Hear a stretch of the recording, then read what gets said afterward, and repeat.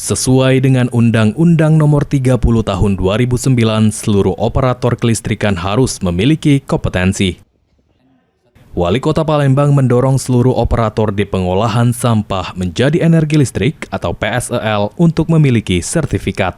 Untuk itu, DLH Kota Palembang diminta segera berkomunikasi dengan pihak PT Indo Green Power. Selain itu, Dinas juga diminta mengadakan pelatihan agar operator memiliki sertifikat ketenaga listrikan seperti di Dinas PUPR dan Perkimtan.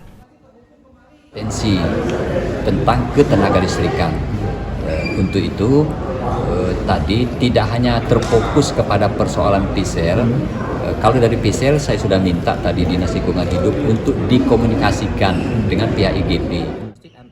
Sementara itu, Kepala DLH Kota Palembang, Ahmad Mustain mengatakan, syarat sertifikasi tenaga kerja yang ada di PSEL akan diminta untuk sertifikat laik operasional.